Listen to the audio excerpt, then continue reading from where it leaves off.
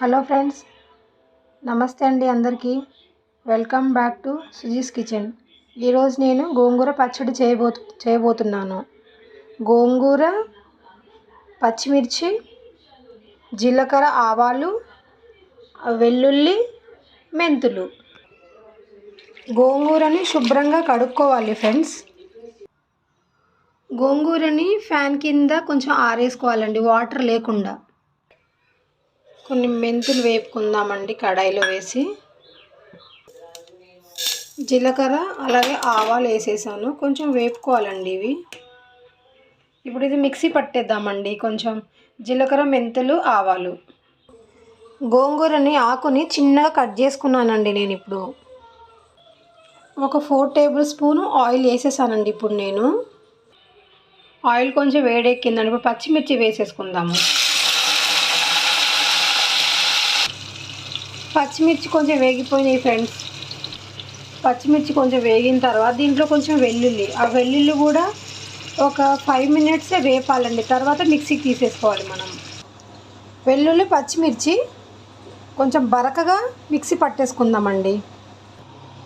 కొంచెం బరకగా మిక్సీ పట్టేయాలండి ఇలాగా.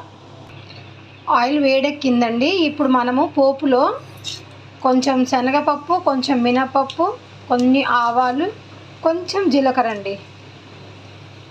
ఇప్పుడు మన పోపు అంతా వేగిపోయిన తర్వాత మనం మిక్సీ పట్టాం కదండి పచ్చిమిర్చి పేస్ట్, మళ్ళీ ఇంట్లో వేసేద్దాం ఆయిల్లో.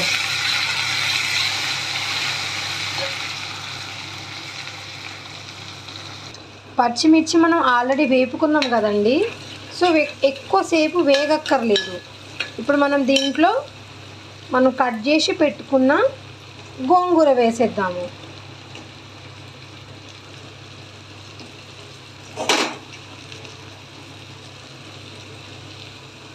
మొత్తం గోంగూర వేసేసిన తర్వాత మొత్తం ఇలా కలిపేసి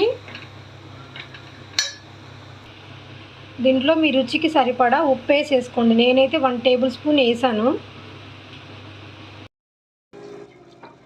గోంగూర అంతా దగ్గర పడిపోయిన తర్వాత కొంచెం ఆవాలు, జీలకర్ర, మెంతులు పౌడర్ అంతా వేసేసి కలిపేసుకుందామండి. అంతే, గోంగూర రెడీ అయిపోయిందండి. ఇది కొంచెం కలిపేసి ఒక 5 మినిట్స్ ఉంచి మనం దింపేద్దాము. గోంగూర పచ్చడి రెడీ అండి. ఎవరికన్నా కావాలా చేసి తినండి వీడియో చూసి. చాలా బాగుంటుందండి పచ్చిమిర్చితో.